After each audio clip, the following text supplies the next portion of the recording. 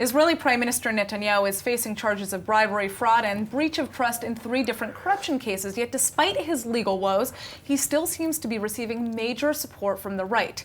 Joining us now in the studio to discuss the Prime Minister's future is attorney Simcha Rothman, a legal advisor to Meshilut, Davidi Hermelin, the president of the International Center for Public Diplomacy in Israel, and Martin Sherman, the founder and executive director of the IISS. But first, let's turn to Naphtali Bensimon, a political analyst and Likud party member who's currently at the Knesset for a major vote. Now, Naphtali, there's just been a vote for the new state comptroller. Give us the update. What's going on there? Well, Natasha, it's the last day of the coalition here in the Knesset, and it ended with a victory, very important victory, very not only symbolic but also important for the Prime Minister Netanyahu. The state comptroller, Mataniyahu Engelman, he was elected by the coalition for 67 votes against 48, the candidates from the opposition, from the blue and white. So it was very important for the Prime Minister, and he, of course, congratulate him and say, well, he's the right man in the right place. So this vote, at least something to be happy or some kind of smile for not only the Prime Minister, but also for the coalition, just to declare and to say that we are ready for the new election. So with this vote, this session in the Knesset is ended, and I'm sure that now the real job is starting, the real election is starting, but at least Netanyahu can say today, well, I have a solid coalition. We don't know who voted because it was a bailout vote, but at least 67 for Engelman. It's a very nice victory for Netanyahu and his coalition here in the Knesset. All right. Well, thank you so much for joining us, and I'm going to turn to our other guests now. Okay. So what does the selection of this new comptroller reveal about the state of politics and, of course, Netanyahu's standing right now in terms of what's going to happen in the upcoming elections? Who would like to start? Go ahead. I think that we see that more than the proposed coalition voted for the state controller. The maximum number that Netanyahu hoped for was 64 support to his coalition, 65. He got 67 votes.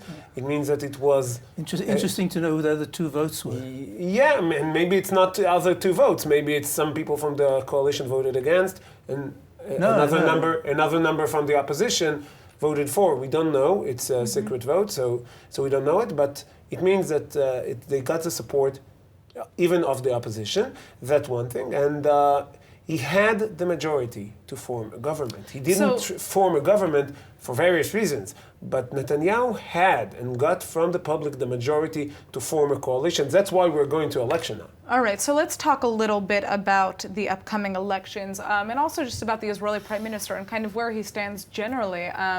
It's been a bit of a rough time for him with the failure to form that coalition after the first elections. Well, what's your take? I must first of all say I'm not an uncritical apologist for Netanyahu.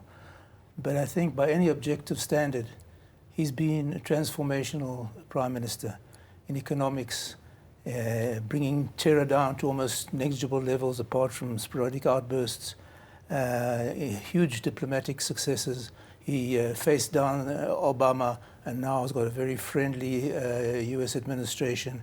He managed to bring across his views on the Iran deal. He's got a good relationship with Russia, good relationship with Brazil, which was once very, very hostile. You remember they refused our ambassador, with India. So in many ways, he's been a transformational prime minister. I have certain criticisms of him. I think he was wrong on the prisoner release. I think he was wrong with the rapprochement with Turkey. I think he was wrong to freeze the building of settlements across the Green Line. But looking at the 10 years of Netanyahu have transformed Israel. We've overtaken France, Japan, and Britain in GDP per capita, which would have been unthinkable when he took power. I think his biggest failure is that he hasn't really built up what should be his forte, a strong public diplomacy body that can present Israel's case forcefully abroad, and I think has forced him on the back foot for a long period of his incumbency. Luckily, he has Trump now, which lessens the impact of that. Well, I'd like to talk also a little bit about the fact that he just fired Naphtali Bensimon and Ayelet Shaked, who obviously are strong leaders on the right. What is going to happen, and what does that mean for the future of the right as a whole? To be honest, I don't know how to really explain this move, but one thing is clear. Netanyahu, as a result of all what we've just heard from my colleagues here, is once in a lifetime leader. And I think that his voters recognize this element. And beside any ideology from the center to the right, it's important principle and the important motivation of any vote from the center to the right, as I said, that Netanyahu will stay prime minister as person.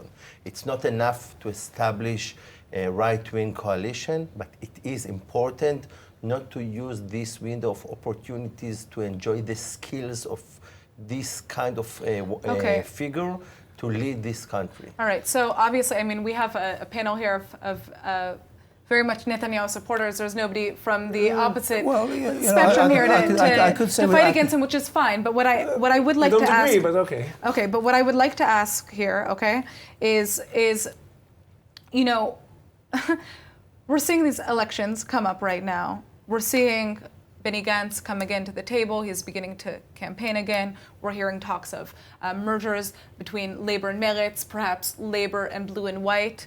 Meaningless. Okay, so in your eyes, this is completely meaningless because I think it's meaningless. The major strategic front in the political system now is Netanyahu versus the rest. I think Benny Gantz has given an unpersuasive performance during most of the elections. I think we're going to find. But he got, I mean, again, he had three parties joined with three chiefs of staff, and they still couldn't beat Netanyahu. I mean, you know, it's not that's a huge achievement for Netanyahu. I mean, I think Netanyahu has had lapses of judgment. I think his biggest lapse of judgment was that he didn't go for elections when Lieberman originally demanded the defense portfolio, because then he could have accused Lieberman of bringing down a right-wing government. He wouldn't have lost Bogi Ya'alon. There wouldn't have been Blue and White.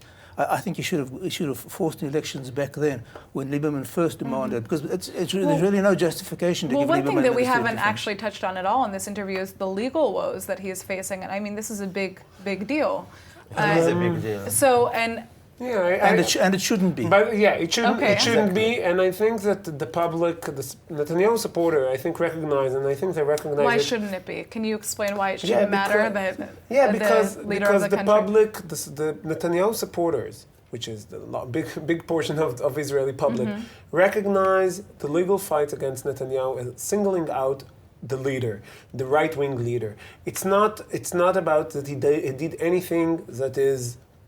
Even when you read the allegations, even if everything is true, it's not something you take down a prime minister for, and even if the attorney general has recommended indictment. No, that's precisely the point. He still did not. But the question is, if someone else would have done the same thing, we just saw what happened with Sarah Netanyahu cases, which went with a big bang and came out as nothing, basically. Well, I mean, she did have to pay. Yeah, 50,000 shekels. They talked about millions. That's fair, but she was charged. The charge that she admitted is like if you get the wrong number of change, if you get the wrong change from a bus driver, you can be indicted for the same allegation. So it's really. Well, at the end of the day, it matters what the public feels, right? Whether or not the public feels. So the public voted for him even after all the allegation was out. No one really cares. No one really cares how much champagne he drinks, or how many cigars he smokes, or whether he didn't make a deal with the Noni Moses Some people do care, but some people did, but not Netanyahu's supporter, not his base, not his political base. It's a transparent attempt at a legalistic coup. All right, Natasha, to me, Davidi, you have the last statement here because we have to wrap to me, this up. it's not enough. It's not enough to say that it doesn't matter. I think that after next election, we should make order in our legal institutions. That's fair. And those who try to manipulate the law to make a political change based on their political views should pay the price, and they should be investigated by themselves. So you're also, And are you referring to the I immunity think bill? that those who made this Yeah. campaign of accusations against Netanyahu and his family, they should pay the price and maybe should be in prison. All right. Well, we are going to have to wait and see again what happens. We have until September, until the next elections. I'd like to thank you all for coming in. Thank you very much.